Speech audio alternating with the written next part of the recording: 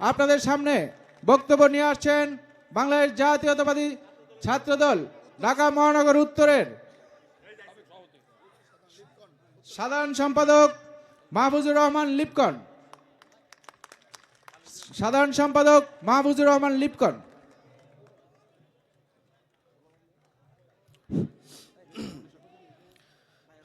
বিসমিল্লাহির রহমান রহিম।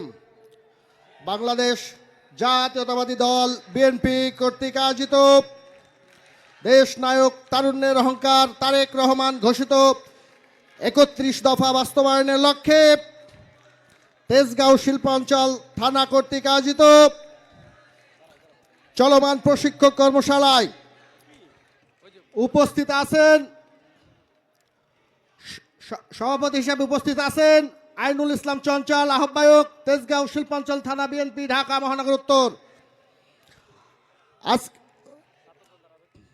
সংগ্রামী সাথী বন্ধুরা, আমার ঢাকা মহানগর উত্তর বিএনপির আহ্বায়ক আমিনুল হক ভাই উপস্থিত আছেন বাংলাদেশ জাতীয়তাবাদী দল ঢাকা মহানগর উত্তর বিএনপির বিপ্লবী সদস্য সচিব জামান ভাই উপস্থিত আছেন, ঢাকা মহানগর উত্তর বিএনপির সাবেক আহ্বায়ক সাইফুল ইসলাম নীরব ভাই উপস্থিত আছেন, ঢাকা মহানগর বিএনপির অন্যতম সদস্য আনোয়ারুজ্জামান ভাই সহ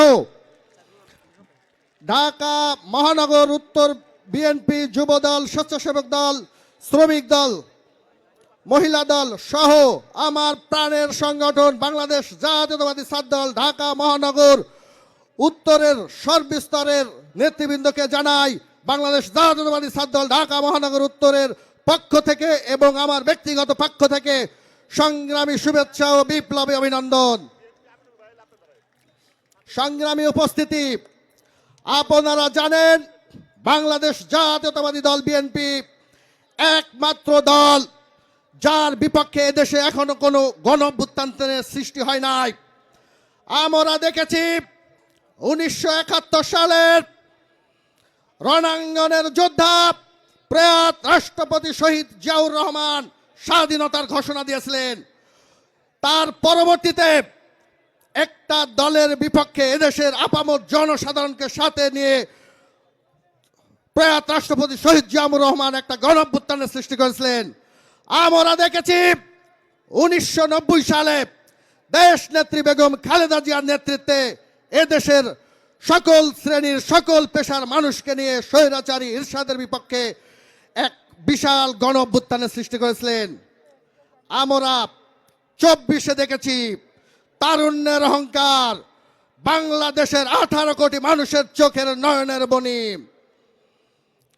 প্রিয় নেতা তারেক রহমানের নেতৃত্বে স্বৈরাচারী হাসিনা সরকারের বিপক্ষে বিশাল গণঅভ্যুত্থানের সৃষ্টি হয়েছে। আমরা গর্বিত, আমরা বাংলাদেশ জাতীয়তাবাদী দল বিএনপির একজন কর্মী হতে পেরে। সংগ্রামী সাথী বন্ধুরা, আমার ইতিহাস কথা বলে, আপনাদের জানার দরকার আছে 1977 সাল 30 এপ্রিল বাংলাদেশ যখন তলানিতে, ঠিক সেই মুহূর্তে প্রয়াত রাষ্ট্রপতি শহীদ জিয়াউর রহমান 19 দফা চালু করেছিলেন এবং বাংলাদেশের ওই তলানি থেকে একটি সুন্দর সমৃদ্ধশালী কল্যাণকামী বাংলাদেশ ঘোষণা করেছিলেন। 19 দফার মাধ্যমে বাংলাদেশ ঘুরে দাঁড়িয়েছিল। আমরা দেখছি দেশ নায়ক তারেক রহমান যে 31 দফার ঘোষণা করছেন, আমরা আশা করি এই 31 দফার মাধ্যমে আবার বাংলাদেশ ঘুরে দাঁড়াবে ইনশাল্লাহ। সংগ্রামী নেতৃবৃন্দ, বক্তৃতা বেশি দিব না, সিনিয়র নেতৃবৃন্দ বক্তৃতা দিবেন। শুধু একটি কথা বলে শেষ করতে চাই, সাম্য মানবিক বাংলাদেশ গড়ার লক্ষ্যে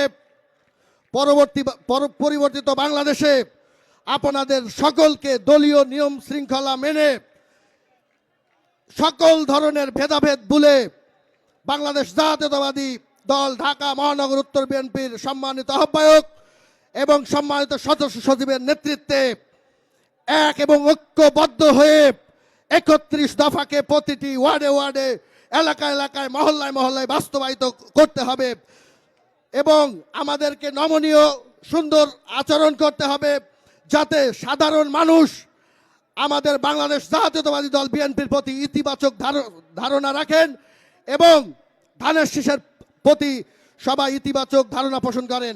ধন্যবাদ সবাইকে। খুদা হাফেজ। বাংলাদেশ জিন্দাবাদ।